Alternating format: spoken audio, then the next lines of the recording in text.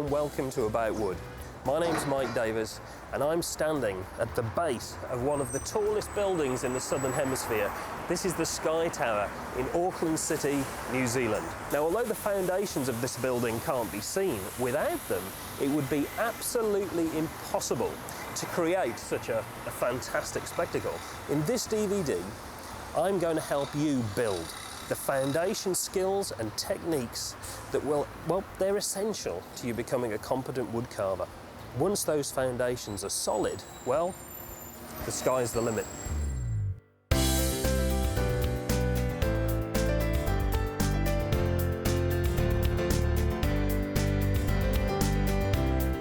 In this episode, we're going to look at tool selection, sharpening and maintenance, and the significant 6 techniques, all of which are core components to wood carving. We're then going to look at timber selection, and I'm going to give you a basic project to put your skills to the test. Then I'm going to give you a second project that'll make your techniques become second nature. We're going to look at the carving process before taking a look at some tips and tools that'll make carving so much easier.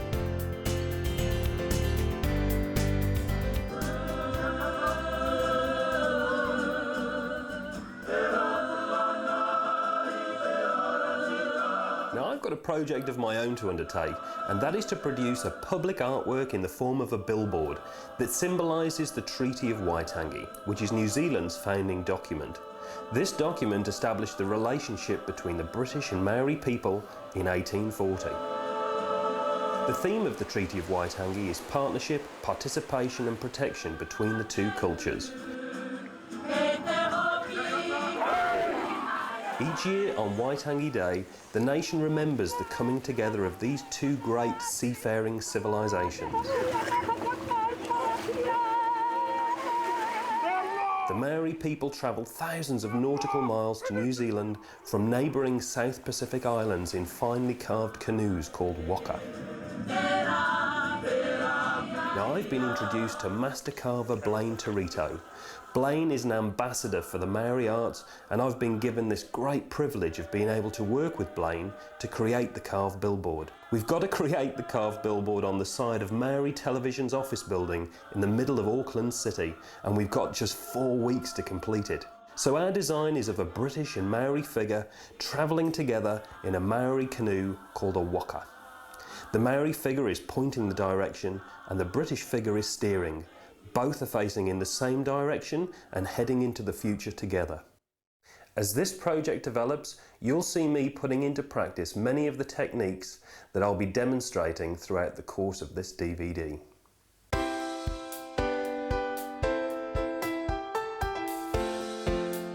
When starting out as a woodcarver, it can often be a daunting task to select a good beginner set of tools from the vast selection that's available.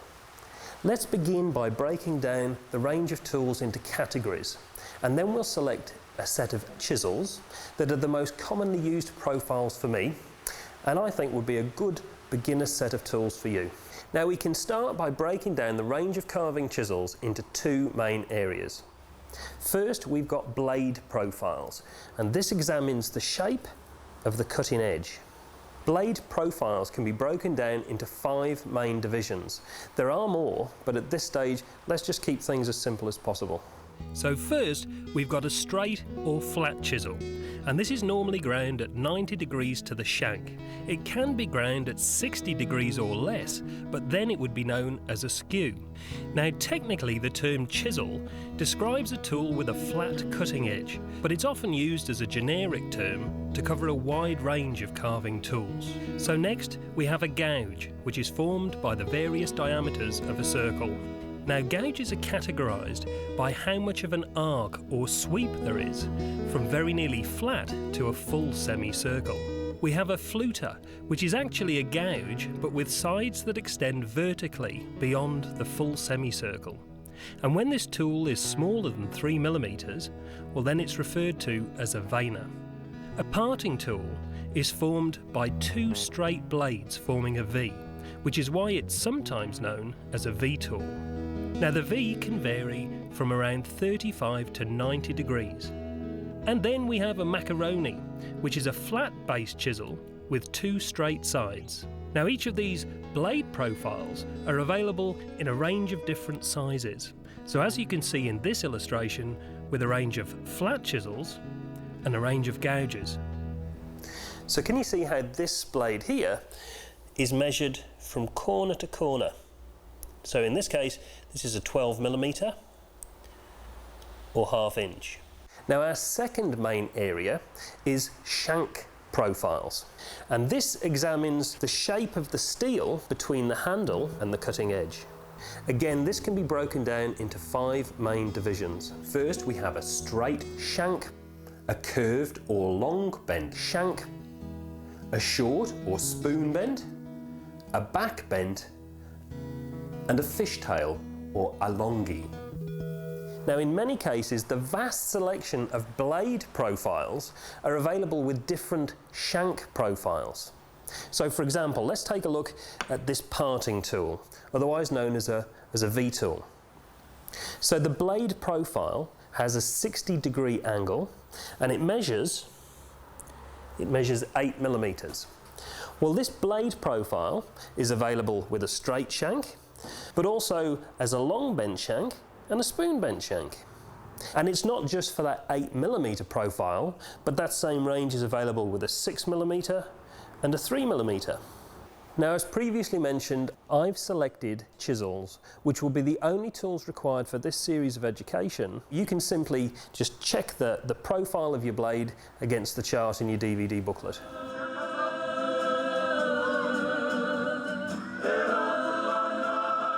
On such a large project, it's really important to make sure we found some nice carving timber. We've selected a massive chunk of totara, and that's a New Zealand native. The next step is to get the template, and we're going to lay it on top of the slabs. Mark around the template onto the timber so we can cut the profile of the design out. When we stood it up yesterday, we swept the hole down, and Mike and I were looking at it, and straight away, at exactly the same time, we noticed that the hole looks like a whale. So he got his nose up at the tauihu end, and these lines here look like the lower jaw of a whale, and this is the eye, and the eyebrow over here, and the body just carries through. It just looks like a natural whale. Might be a good name for the waka, kauika. We've designed and prepared the components in Blaine's back garden so they can be fitted together at the billboard site outside Maori television. With just over 3 weeks and 6 days, we've certainly got our work cut out.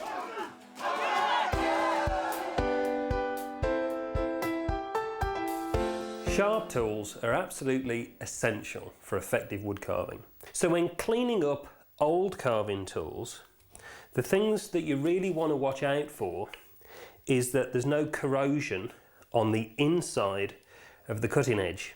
If there is, the corrosion can leave pit holes in the steel. And when you grind to make a nice clean cutting edge, if there are pit holes there, well, that can cause little holes along your cutting edge, and that'll leave drag marks in the timber. So your first job when cleaning up old chisels is to remove any traces of corrosion with some wet and dry paper. You want to make sure you've got a nice clean blade. All right, now look at this. This is a perfect example of a road digger. Look at the state of that. Can you see that the cutting edge angle, well, that's become quite rounded due to poor honing. The angle of the cutting edge in relation to the shank it's not straight, and it's not necessarily at a 90-degree angle to the shank. There's some fairly hefty divots, chunks taken out of that cutting edge, and the tips of the blade, well, they've been completely broken off. So this needs some work. The average angle of a carving chisel's cutting edge should be somewhere between 20 and 30 degrees. And this angle is dictated actually by the density of the timber that you're carving. Now a 20-degree angle, well, that'll give you a far keener edge, but it'll be more susceptible to damage. So as a general rule, you can say that the harder the timber, the greater the angle. Now there are several methods of grinding your tools, and these two machines will illustrate both. Now this is a dry-wheeled grinding machine, which is incredibly effective at removing metal very quickly. But it can have one drawback though if it's used incorrectly, and that's because during the grinding process the temperature of the steel that's being ground can increase. During the manufacturing process of a carving chisel, the steel goes under a heat treating process called tempering, and what that does is it makes the steel hard and very durable. What happens is that if we reheat that steel during grinding, the steel can lose its tempered qualities, and that means that the cutting edge will become quite brittle.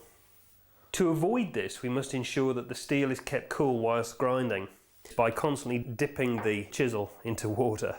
Now, another tip to avoid the steel getting too hot is that I only apply a very light pressure when grinding. Now, on this machine I've got two grades of wheel, a coarse grade here for heavy grinding, and for finishing I've got a fine grade. Now, before you even think about turning that grinding wheel button on, you must consider safety, and this means that you must make sure that any loose-fitting clothing is well tucked out of the way. Make sure that your fingers or any other part of your body are well away from moving components, and it's essential that you always have eye protection. Good lighting is really important when grinding. A good, powerful spotlight will be perfect. At this stage, we don't need to worry about the cutting edge angle. We need to get the blade angle correct in relation to the shank. And this is a good opportunity to remove all of those nicks, and we want to make sure that the edges, the tips of the cutting edge, are nice and straight. We don't want them rounded over. Let's make a start.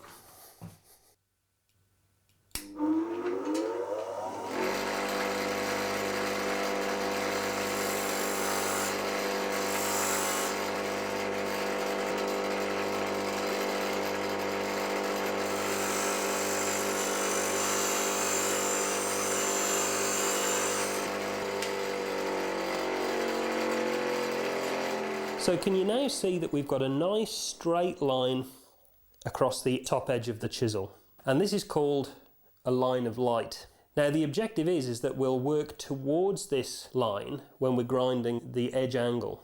The objective is to grind away until you get to the exact point where this top line here meets the shank of the chisel. And as soon as you get to that point, you have to stop grinding, because if you go past that point, well, you're going to get something called a wavy edge at the top of the chisel. It'll look something like this. Now, if you do get to that point and you get a wavy edge, really what you now need to do is recreate a new edge, a new line of light, and grind to it again.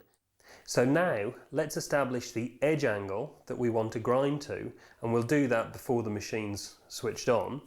I'm going to grind to an angle of around 22 degrees. It's actually quite handy if you can make a series of templates with various angles on. This is an old hacksaw blade, and when I rest this edge against the tool rest and this edge here sits against the grinding wheel, I know that that's going to give me an angle of 22 degrees. Now rest the chisel on the tool rest.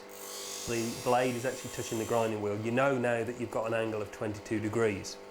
And as that blade touches the wheel, you pinch the blade now between your finger and your thumb. And you want to maintain this position for the entire grind. Don't let go. So slowly and evenly rotate the handle of the chisel so that you form a nice even grind along the entire circumference of the blade. So now remember the pointers that we're looking for. The blade angle needs to be at 90 degrees in relation to the shank. The cutting edge angle needs to be between 20 to 30 degrees. I'm going for 22 degrees. Finally, don't forget those tips. The tips to the cutting edge need to remain intact. We don't want them rounded over.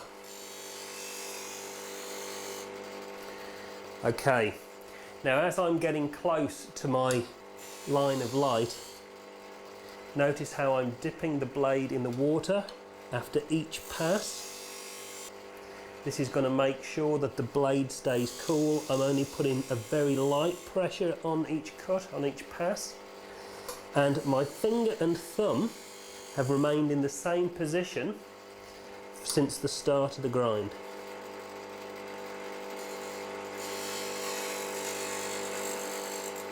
Now, can you see how my line of light is getting really close to that edge now? And I've got to be so careful here that I just don't get that metal overheated. So careful. Okay, let's have a look at that finished grind.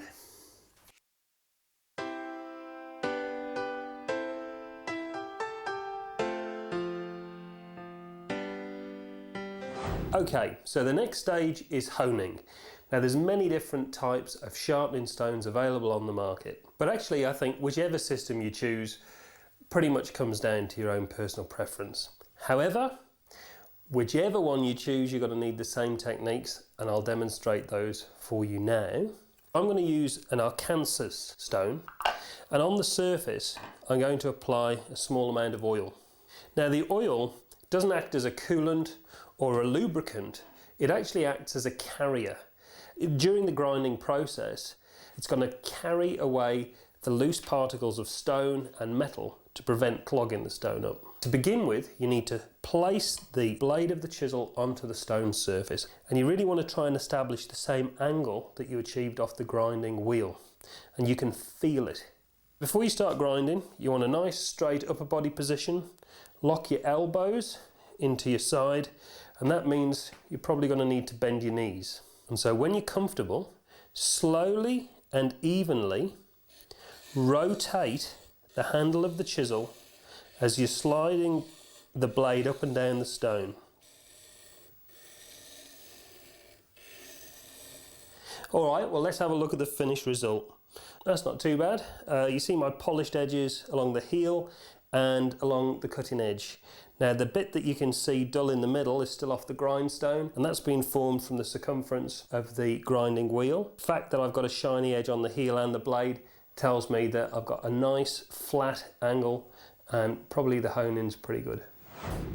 Now I'm just going to very quickly show you how to sharpen a flat chisel, but I would recommend that you use two different stones, one stone for gouges and the other stone for flat chisels, because as you can imagine, by sharpening the gouge across the stone, eventually it's going to create a dished effect.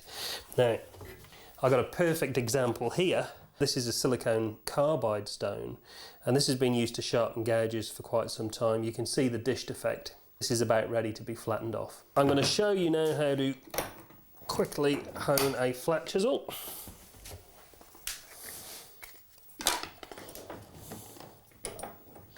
Okay, so once again, establish the correct angle.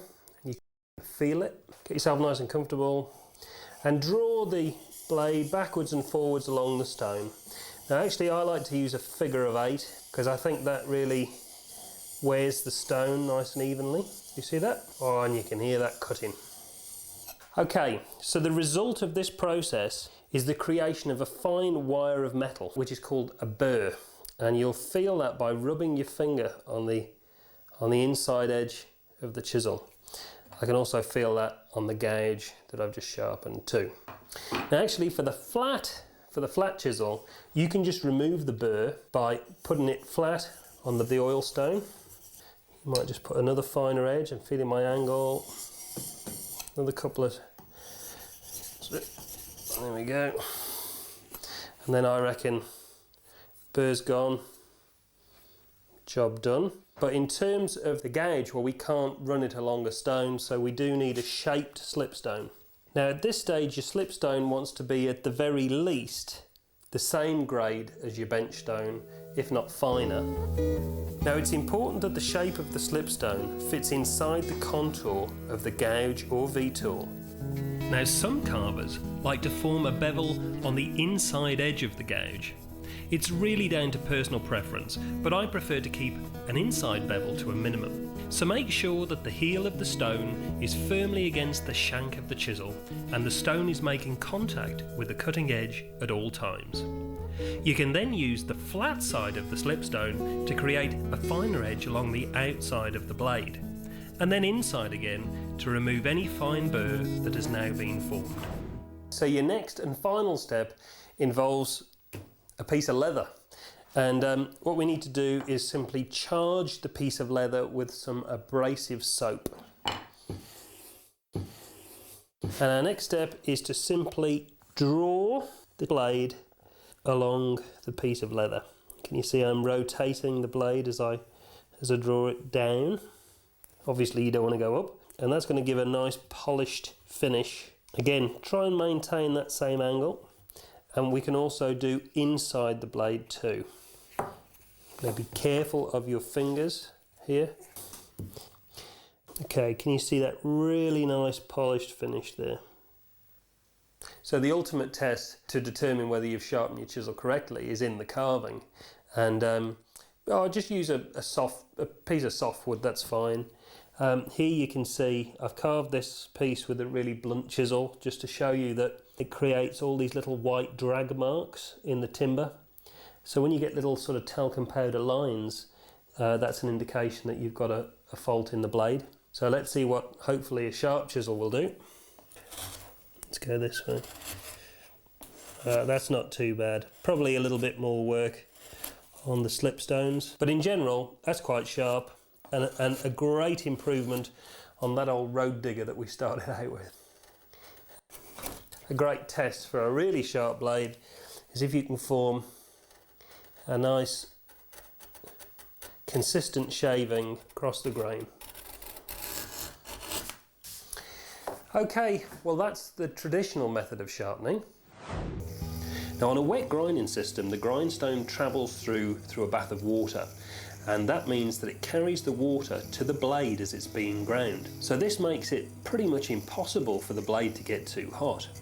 Now fluters can be tricky to sharpen, especially if you're grinding to a keen angle, because the high sides can get hot really quickly. On a wet wheel system with jigs like this, it's incredibly simple. The best bit is that by using the same jigs, you can apply the tool straight from the grinding process onto a leather strop, which has been charged with an abrasive compound. This cuts out the honing process totally. With a simple trick of blackening the ground edge angle using a marking pen, you can ensure that you strop exactly the same angle as the grind.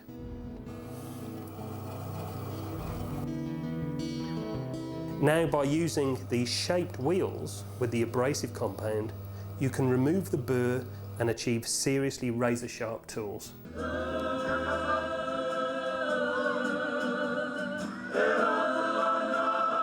After 1 week of preparation, it's time to get that carving mounted to the building.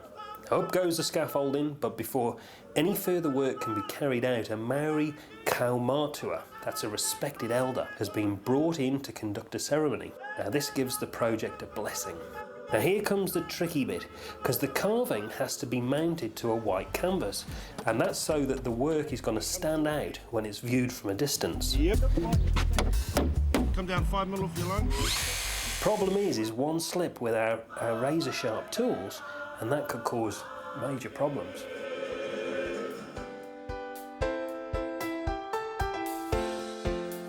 So let's talk about carving techniques. If you start out with the right techniques, this will stand you in good stead for the future.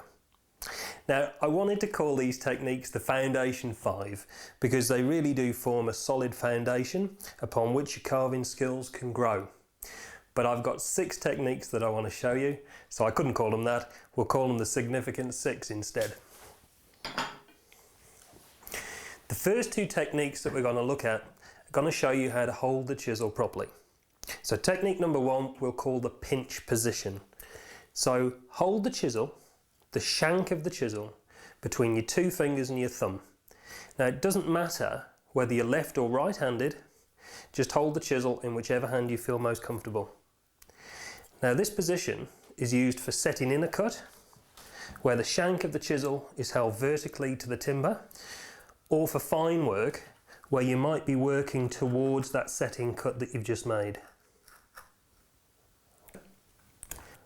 Now the second technique we're going to call the fist position, and this basically just gives you a little bit more grip on the chisel.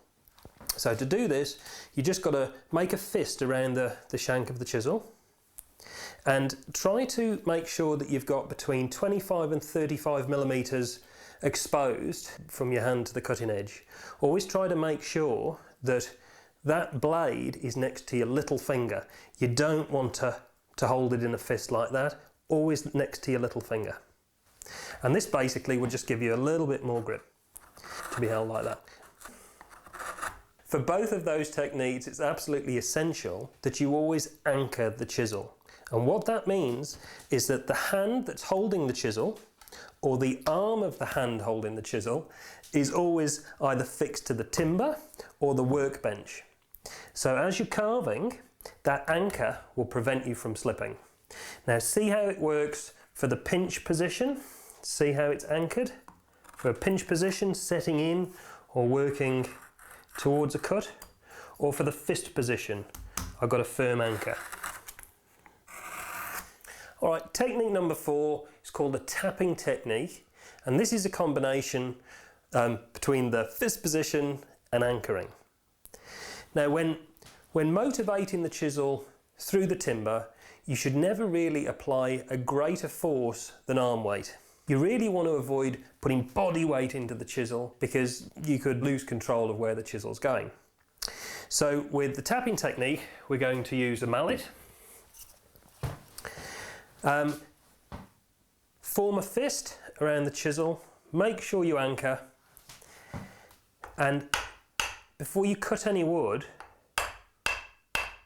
tap the handle of the chisel with the mallet. Now can you see that with each tap, the blade is motivated forward, but the anchor is making sure that it comes back to its original position.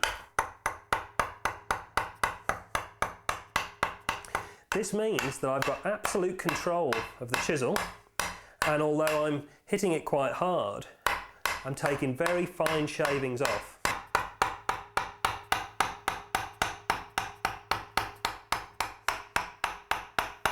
Alternatively, I can take big hunks out if I want, but the anchor makes sure that I've got control at all times.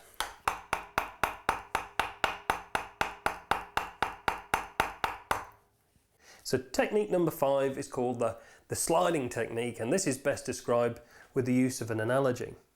So if you were to apply a downward force only when you were cutting into a nice fresh loaf of bread, well, the cut would be very ragged and torn.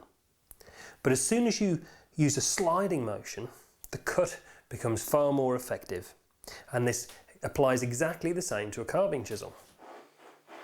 Now, as you motivate the chisel through the timber, I'm going to apply a sliding motion. Can you see how that with each cut, I'm rotating the handle and creating a sliding motion with the blade through the timber? Can you see that? So once you've mastered those foundation 5 techniques, I got one more for you, and this one really makes life quite interesting, and it's also why it just doesn't matter if you're left or right-handed, because the general rule with carving is if you're going to carve to the left-hand side of the bench, hold the chisel in your left hand, and if you're going to carve to the right-hand side of the bench, you hold the chisel in the right hand. And well, it's going to feel awkward at first, but do persevere, because that technique will make life so much easier once you get it right.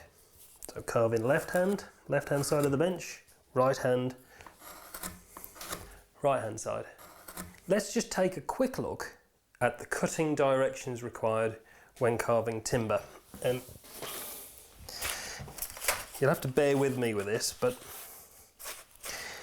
now if you were to look at a piece of timber under a microscope, which I'll admit I've never done, but I'm guessing that if you did, it would probably look like a bunch of long drinking straws. Now, if I wanted to carve, imagine this is a block of wood, and if I wanted to carve and round over that edge there, what direction do you think I'd need to carve? Well, I'd need to carve short to long. I'd be pushing the short fibres against the longer ones to support them. If I were to go long to short, can you see what happens? I'm actually breaking those fibres out. So the same principle applies if I want to carve this edge round. See, short to long, as opposed to long to short, I'd be breaking the fibres out. If I want to round this corner over, short to long, short to long. And this is why it's essential that you're able to use both hands effectively, because if we're carving a piece of timber, short to long, carving towards the left hand side of the bench with the left hand, this side, short to long, right hand, short to long, short to long. And so if we also look at this Waitangi project now, you'll see that this technique is absolutely invaluable, because that carving is now fixed to the wall, it's vertical, and there's no way that I can move it, and also there's no way that I can sort of climb all over it. It is where it is, and I've got to use both hands to carve in whatever direction I need to.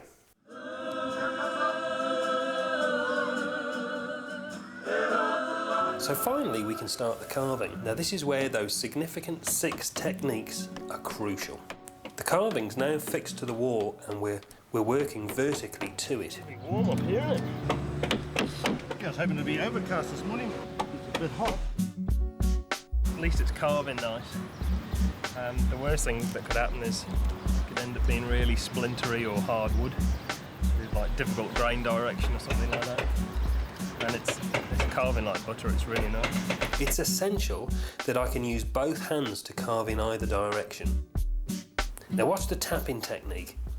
There's definitely no room to slip with that gouge with the canvas behind. Well, that New Zealand sun is certainly pounding down. Time to freshen up.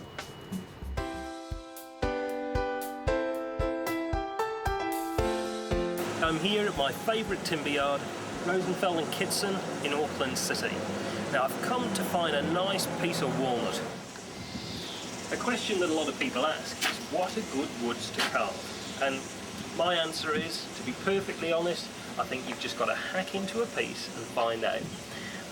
As a general rule though, timbers that are light in weight, have got long straight grain that's close, they're going to be far easier to carve than heavy timbers with wild grain configurations. So if you're starting out, I think timbers like pine, lime, Honduras mahogany, a lightweight Honduras mahogany, they're going to be ideal. In New Zealand, a very common timber, which is beautiful to carve, is kauri, and that Waitangi project that we're working on, that's carved from a New Zealand native called totra. Now let's just say you have a really bad experience trying to carve one board in particular. Don't dismiss the entire species just because you've had a bad experience, because you might find that the next one carves really nicely. It could just be down to the way that it's seasoned. If the timber's too dry, it could be quite crumbly. To test a piece of timber, you've got to first make sure that it's firmly secured in your workbench. Now this is going to be a great opportunity to try out some of those techniques.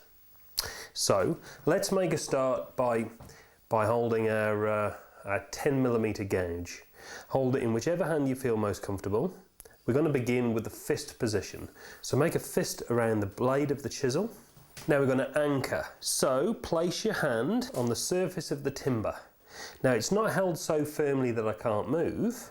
Can you see it's just acting as a pivot? But it does mean that I've got a braking system to make sure that the chisel isn't going to slip. Now with controlled arm weight only, slowly motivate the blade through the timber. And try it with the grain to start off with. See how I'm just sliding the chisel blade through the timber? This is a beautiful piece of timber, it's carving like butter. See how this anchor is staying firm? Beautiful. So now when you're happy with going with the grain, let's try it across the grain. Same hand, So this is where we really have to maximise the cutting efficiency of the blade, across the grain and on end grain. So see how I'm just rotating the chisel handle with this motivating hand, just creating a sliding effect on the blade.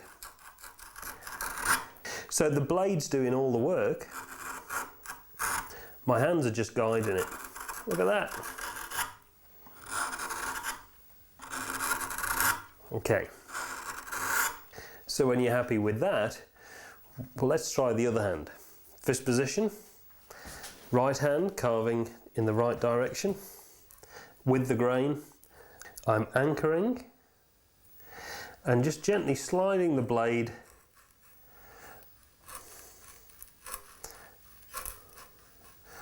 with the grain. And actually this carves so nicely, I can just push it through. This is a beautiful bit of timber. And again, let's go across the grain.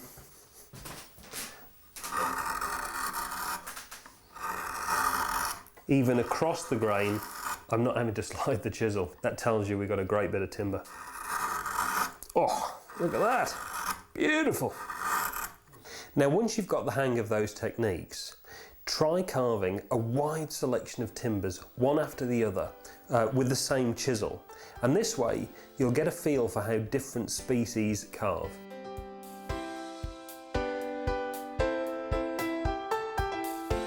Okay, well, let's get the beginner's project underway. So to start with, let's select a nice clean piece of timber, secure it to your work surface. And before we actually make a start, let's just talk very briefly about a suitable height for your workbench. Now, I'm really lucky, I've got this great platform to work from. But if you're at home and you've just got a normal bench, you can raise the height of your bench by putting it on a couple of building blocks. As long as it's nice and stable, it's fine. In terms of height, when standing nice and straight, the work surface wants to be at the same height as your elbow. Now that's going to save your back. You really don't want to be bending over too much. So as you're carving, I can stand nice and straight, perfect height. So let's begin.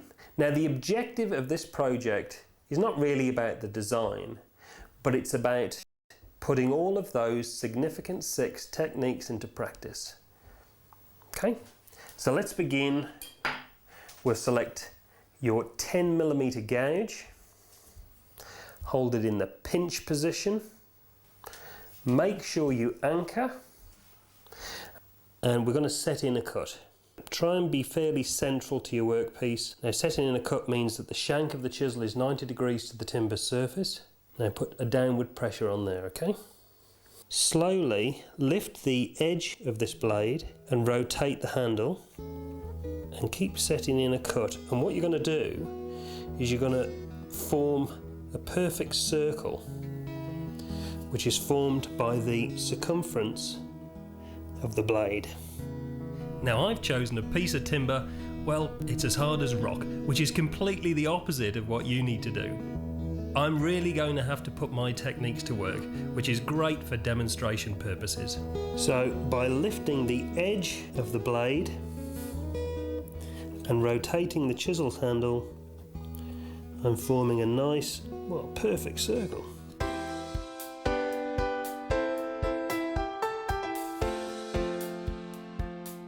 Okay, so our next step is to establish the centre of the circle. Put a little pencil mark where you think it is. Take a rule. I'm going to draw a horizontal line through the circle. And then with a square, we want to create a cross right through the centre of the circle. Next, we want to set our dividers to about 12mm. That's ½ an inch.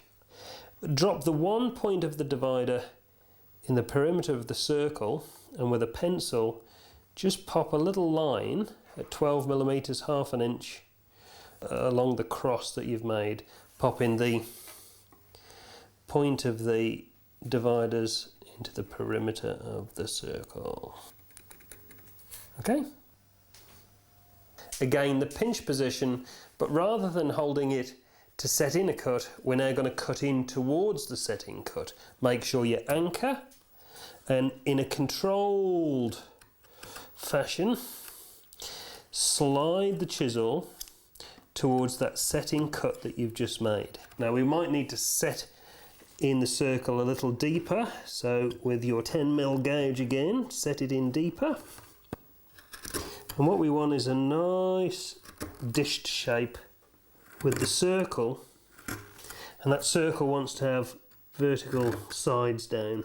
You don't want your circle to end up being narrower at its base. So when you've created your circle and now a dished effect around it, what we're going to do is carve towards that circle from these points that we made earlier.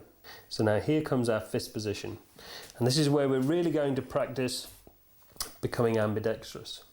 So we're going to carve to the right hand side of the bench. I'm going to hold the chisel in my right hand, fist position. Make sure that the blade is next to your little finger, about 1 inch or 25mm exposed. Locate your blade on your pencil mark. Slowly slide a nice cut towards that central berry.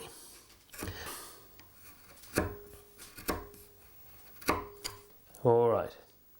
And what we're looking for here is a nice crescent shape on the top. Can you see that? So now we're going to hold the chisel in our left hand, because we're going to carve to the left hand side of the bench. Make sure the cutting edge is next to your little finger. Locate the blade on your pencil mark and rotate the handle as you're motivating the chisel forward, creating a sliding action. What we're looking for is a nice crescent shape on the surface of that cut. Sliding action gives you a nice polished finish. You see that? Great. So now we're going to carve across the grain. Hold the chisel again, fist position, make sure you anchor. And when you're carving across the grain, this is where sliding the chisel really becomes very important.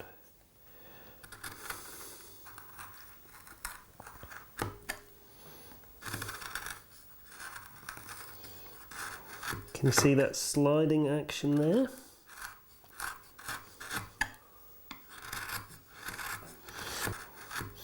How about that?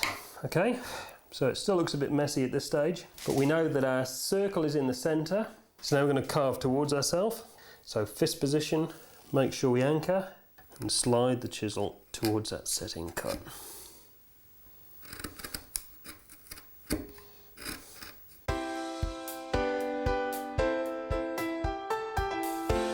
So now what we're going to do is we're going to round this circle over into a berry, and we need to do that with a 10mm gauge and a mallet, and this is where we're going to practice our tap-in technique. So fist position, anchor, invert the chisel so that the convex shape is facing upwards, and just place the tips of the gouge centrally on that berry. You can see that actually they don't fit. It seems like the gouge is too small, but that's all right. Let's just plough on. So we just practice our tapping technique. See how the edge of the blade is returning after each tap. So now what we're going to do is, as we get towards the end of the berry, start lifting the edge of the chisel so that we begin to round it over.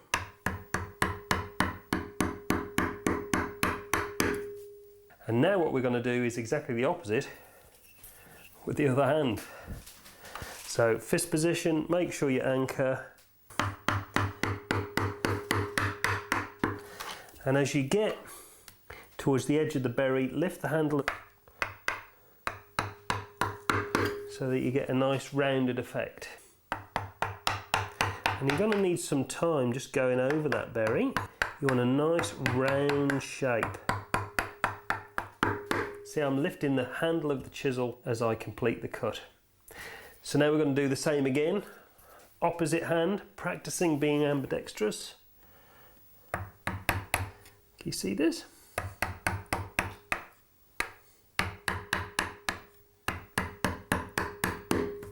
So now we've got these two high ridges here. Let's just clean up our berry a little further, and that means sliding the profile of the blade around the berry as you cut it into a nice round shape. But now here's the really important thing when setting in a cut, to make sure that your shank's vertical to the timber surface, because imagine if you'd have set it in at an angle, well, your berry at the point where it needs to be widest would have become much smaller. Okay, left hand side of the bench. I'm anchored, right hand, right side of the bench. And all we're doing is just using the natural profile to create a perfectly round shape. And now those petals, I'm going to start setting them in a little deeper towards the profile of the berry. Can you see why this is such a great project to begin with? Because I'm carving in all directions. So we're about ready for our next step. And if we just have a close look at that, you'll be able to see where we need to be at this stage. So now we're going to select a 7mm gouge. And what we're going to create now are some little petals in between the larger ones, which come in at 45 degrees. Fist position, locate the chisel directly between the two larger ones and slide it in. Like that. Can you see that? Different hand, fist position, make sure you anchor. And let's do the second petal. And you must be really careful that the chisel is under control enough that you don't slip and start digging into that berry, because you'll see it. You'll see if you've got all these stab marks in the berry, and that's why it's important, again, that you're anchoring and that your chisel is under control at all times. You've got so much control when you get that technique right. Opposite hand, other direction. Beautiful. Okay, take a look at that. Okay, so we're really coming towards the end of this project, just cleaning up. And the thing is you've got to sometimes know when to say enough's enough, because you can keep on tidying it up, but I think we're getting pretty close. The main purpose of this is that we've really used all of those 6 techniques. It's a fairly usable design. I mean, you could use that on the rail of furnishing, or just as a standalone project maybe. You could give it to someone as a present. So the camera's going to come in close, music's going to raise, and that's the end of the project.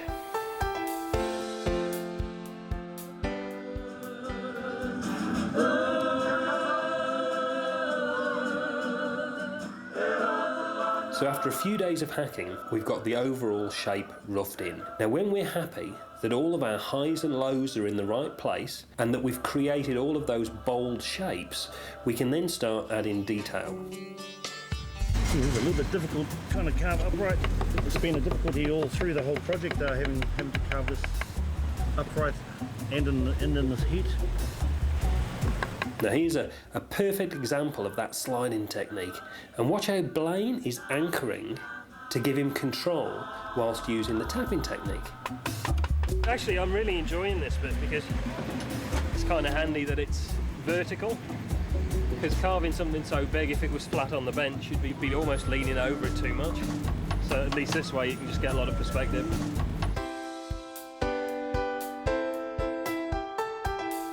This next project is a really great way of drumming in your techniques and making sure you've got absolute control over your carving tools. We're going to create a length of berry moulding. The great thing with this project is you can literally see yourself improve with each cut that you make. To begin with, you need a length of moulding with dimensions as follows. Now this type of decoration has been used throughout the centuries. Here you can see an example on this neoclassical capital in England. And a row of full berries has been used on this capital, which has been carved from timber. The decoration is used on furniture, as you can see here, just above the leg on this rather ornate table. And you can see how I've used the ornament to decorate this turned bowl of fruit. Now this is a great decoration for turnings, as you can see here on this candlestick project. Now I've raised the height of my bench by just chucking a couple of lumps of timber underneath. And what this does is it means that the carving work is going to be about the same height as my elbow when standing nice and tall. That'll stop me hurting my back. You want to try and create your moulding on a plank of timber, and that can be more easily held in your vise for carving. On completion of the moulding, we'll just simply rip it down to size on a circular saw. This moulding can easily be formed with a router, or if you're into traditional hand tools, then you can use an astragal moulding cutter. Now after you've formed your moulding, your next step is to scribe a line where the cut will be required to separate the moulding from the plank. So let's make this between 2 to 3 millimeters below the shoulder. Now select your 7mm gouge and set in a circle just on a scrap piece of timber. So remember, hold it in the pinch position, make sure you anchor, and just simply set in a circle which is formed by the chisel's curve. Then with a pair of dividers, set the points at the widest diameter of the circle that you've just made. Actually pop the points in the cut, and that should be about 9mm. Then mark a series of divisions along the upper ridge line of the moulding. Can you see what I'm doing? Okay, so now with your skew chisel, what we're going to do is create dividing lines where you've created these points. So with the heel of the skew, rest it on the shoulder and roll it over through your marking line over to the next shoulder. Be very careful that you don't mark the shoulder. You're only creating a dividing line on that long astragal section, on the long sausage that you've just made. You want to make sure that those cuts are in a 90-degree angle to your shoulder, if you know what I mean. So what I'm saying is try and make sure that your cuts are 90 degrees to the moulding, not skew with, so you want them nice and straight. So eventually with this sort of moulding you get in a bit of a rhythm, and as apprentices we had so much of this stuff to do you wouldn't even think about what you were doing. You'd just get in a natural rhythm, and that was really where those techniques would truly become second nature, and I think that's what we're trying to achieve.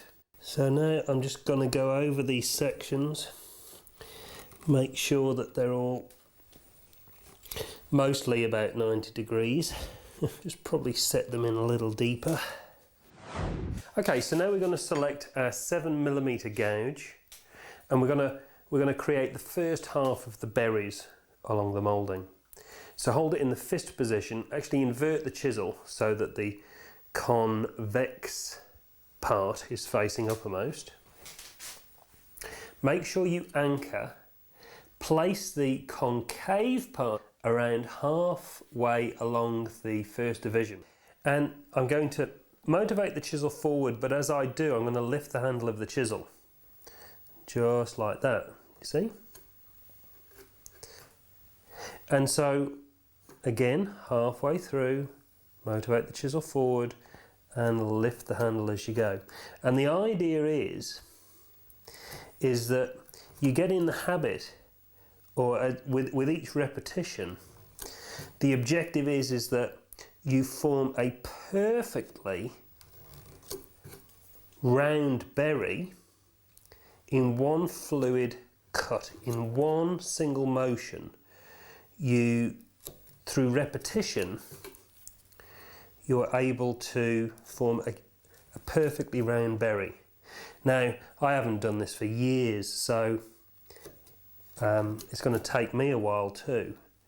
But as you get into the rhythm of it, you slowly start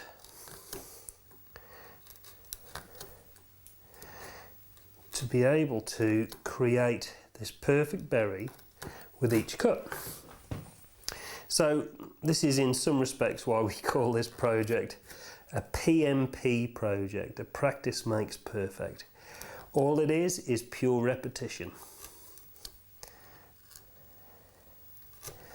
And what you don't want to do is slice it directly down at a 45-degree angle, because then you're going to take off the rounded part of your berry.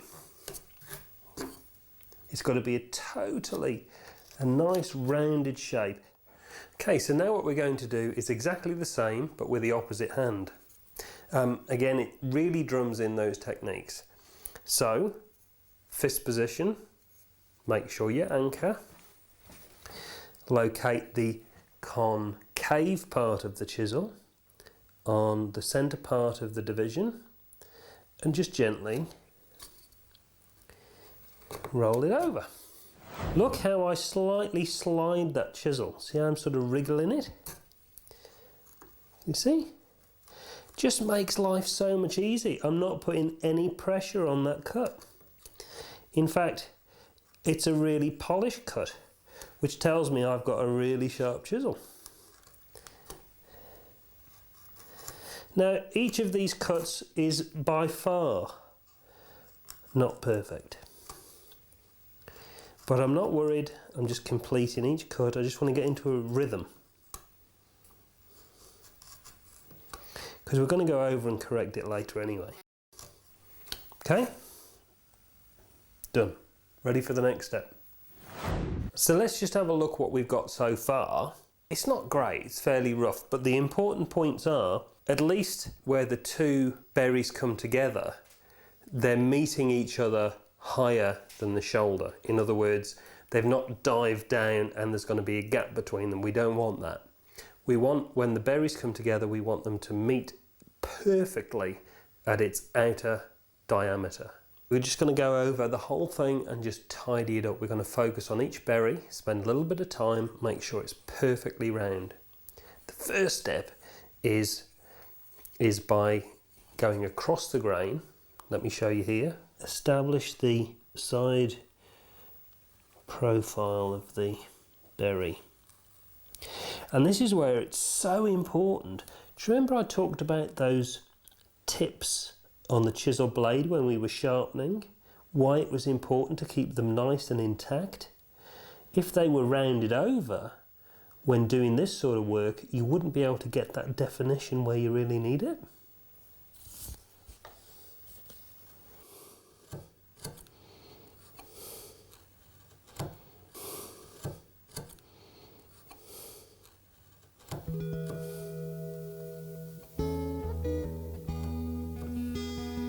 Now with your skew chisel, what we need to do is start removing some of the waste between the berries, very gently using the heel.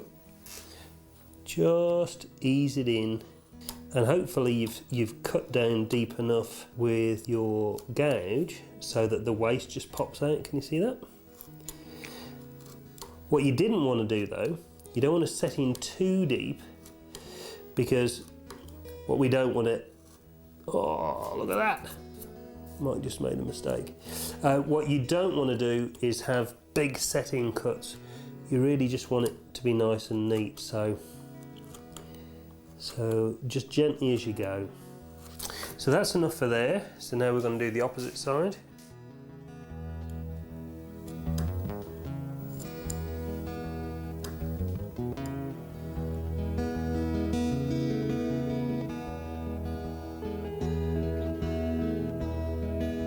Okay, so now after we've cleared the waste with the skew chisel, you can see a little bit more how those berries are forming. What we don't want is any spaces between the berries. Oh, it's still far from finished, but you can start to see that there's some definition forming. We're really losing all the splinters which are between the berries. The shape of the berries are completely round, their tips are touching each other. So the next step, you go along the entire length and you try and perfect that uniformity of the moulding. If it were being polished, you might get a little bit of sandpaper just to soften the edges. What we don't want to do is start losing the definition. So then with a soft bristle brush, you could just give it a bit of a scrub, remove any of those loose splinters that's still hanging on, and it would almost burnish the surface too, give it a bit of a polish. Now on completion, you're going to end up with something looking a bit like this. So here you've got a few different variations too that you can try.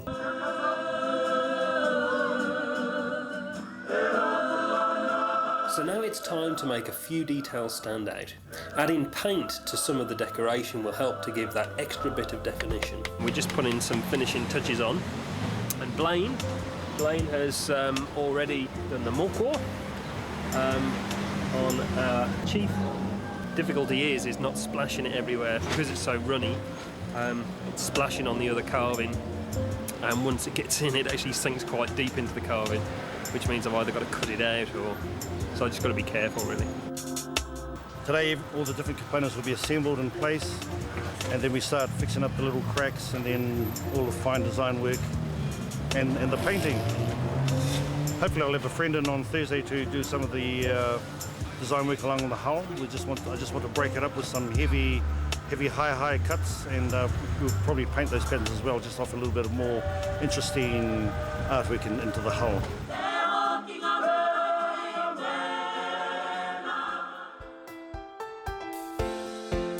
Before we move on to bigger and better projects, there's a very important technical aspect that we need to run through, and that relates to the carving process. It really doesn't matter what you're carving, this process must be applied regardless. Stage 1, drawing. To begin with, all you really need is an accurate outline. However, time should be taken to get the drawing precise. Stage 2, construction and cutting out. The foundations for the carving are created. Now if boards need to be glued together to form the required thickness, then the joints should be cleaned. When cutting the carving blank, be as accurate as possible. Stage 3, roughing in. The overall shape should now be achieved with the carving chisels. Remove the timber in unwanted areas, defining the high and low levels. It sometimes helps in the early stages to mark the high spots with a cross. Stage 4, adding details. Draw the details on the roughed in shape. Now take your time, as it's important here to ensure that the drawing is accurate. The result of the carved detail will be a reflection of this. It's so easy to get carried away with one particular area of your design. You can spend hours adding detail only to find that because you did not fully complete the roughing in process, your detail now needs to be removed because the shape needs to be adjusted lower. Remember, each stage must be completed before the next is undertaken. It's absolutely futile adding details to areas before the entire shape has been formed.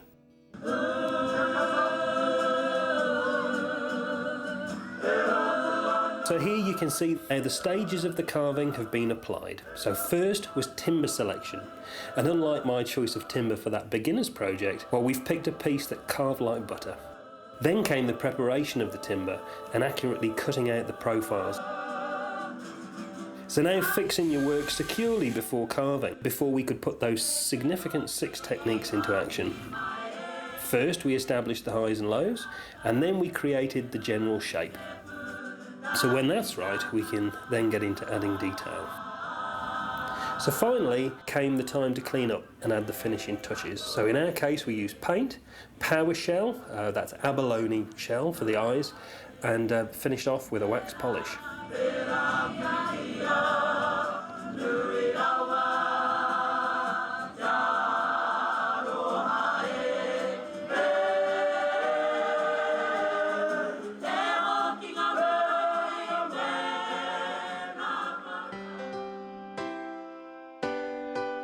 When carving, you're going to encounter a range of different sizes of timber that's going to need to be secured to your work surface firmly before you can start carving it.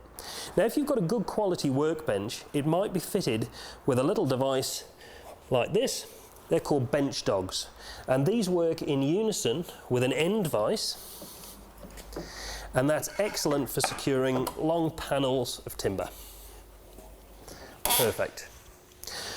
G-clamps. Very easy to use, and you just screw that to your workbench or your work surface. That holds your work nice and firmly. We've got something called a T-bar sash and a straight bar sash clamp. Now, the T-bar sash clamp can be fitted by screws to your bench top and a G-clamp at the other end. Excellent for holding awkward pieces of carving like this cabriole leg, for example. The straight bar sash, well, you can fix that in your vise, and again, for carvings, when you're carving turnings, it's fantastic because you can rotate the turning within the sash clamp. Now, these bits of kit here are fantastic, very versatile. They're called carver's clamps, and here's a good selection, 2 different brands. This one is secured to your workbench by 4 screws. This product is secured to your workbench with this clamping system, but both of them have a plate which can be easily manoeuvred by adjusting one lever. Now, when your carving work is secured to that plate by means of screws, it's an incredibly secure but versatile clamping system, particularly effective for something that you've got to move around quite a lot, like this candlestick base, for example. Now, this piece of equipment is called a carver's support. It's a pretty hefty piece of kit. It's timber construction, and it's mounted to your workbench by a big bolt that goes through your workbench, and it's locked off by this big locking nut here. Now, if we undo this, it allows the support to rotate left to right, and I've mounted mine off-centre on my workbench because this gives me the flexibility to rotate it to this side. So if I'm working on some really long pieces of carving, well, I've got the opportunity to have the carving falling lower than the height of my bench. Now, this platform here, your carving platform, it can be raised in height and rotated by adjusting these locking nuts on the back here.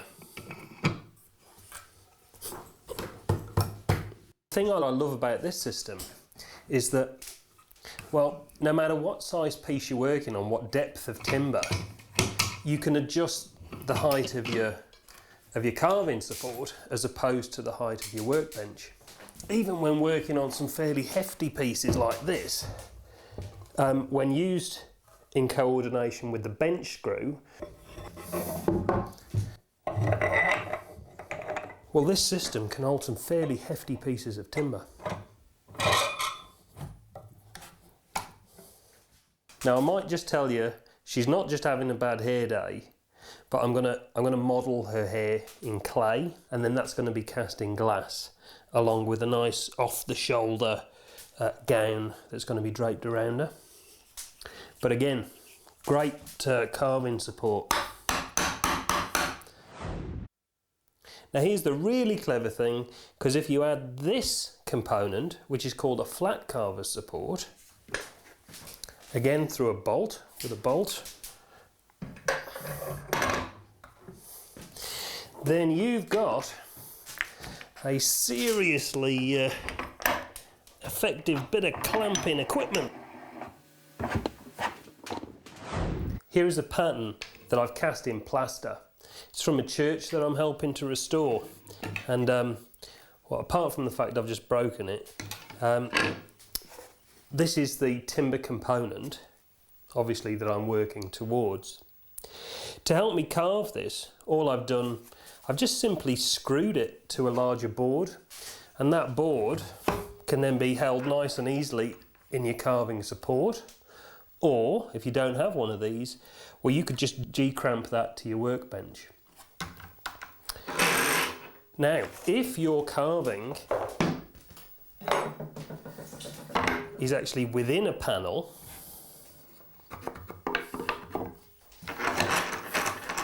then you can just hold your carving directly in the carving support like so. Now here's a great carving support system which can be just held directly in your workbench vise. And when used again in combination with the bench screw,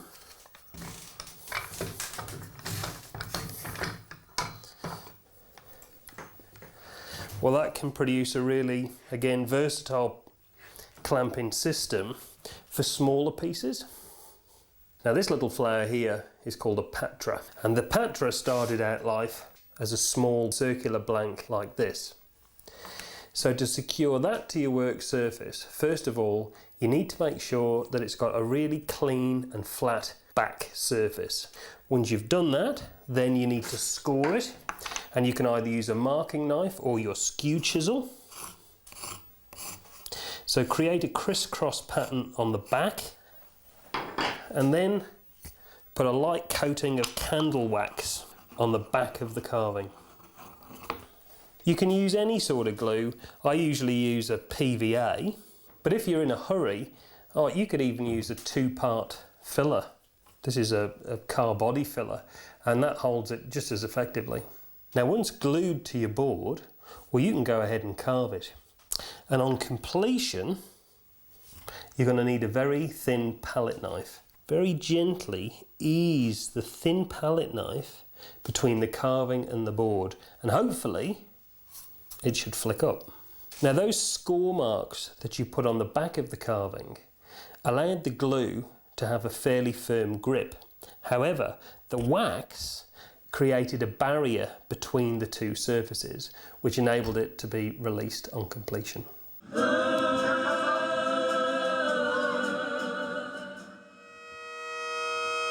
The Waitangi Treaty Grounds, overlooking the Bay of Islands, is the place of rich historical importance for both Europeans and Maori living in New Zealand. In 1840, the Treaty of Waitangi was first signed between the Maori and British Crown in this very place. With thousands of visitors a year, the Waitangi Trust have built a reception and entrance building to cope with the congestion of eager visitors, providing a defined gateway to the treaty grounds. Now, can you imagine the delight when myself and Blaine found that our carved waka was to be displayed in the reception area? Not only that, but the opening was to be attended by dignitaries and the Prime Minister of New Zealand. Ladies and gentlemen, Prime Minister, the Right Honourable John Key. Thank you for the invitation to be here, and there's a room for me to cut, and after that we can officially declare the new reception centre here at Waitangi open.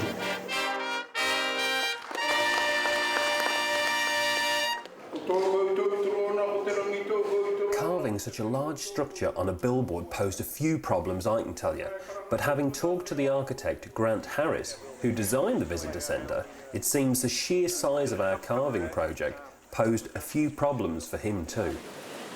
When we were given the opportunity to house your carving, it simply wasn't going to fit due to the height of the waka and the occupants. So we had the length, but we didn't have the height. So what we did was alter that eastern side of the building to lift that part of the roof and create that space for the carving. To my mind, it's actually added to the building, both the carving and the spatial feel of it. By lifting that, it's given that extra connection back to the landscape. Because now when you look at the carving, you look through the wall to the landscape beyond, and it just feels as though it's all meant to be there. So now we're coming towards the end of our episode. In the beginning, we talked about two aspects of carving. The first was the technical side of things, how to hold the chisel, how to sharpen it. And the second area, well, that's about the subject. Once you've got a good grounding of those skills, how you apply it. Hopefully throughout this episode, you've now got a good idea, a good understanding of those core skills. And now it's over to you to apply it to your subject. That might be decorating a piece of furniture. It might be creating a gift for a friend or a loved one. Or, in this case, creating a gift for a nation. So, till next time, happy carving.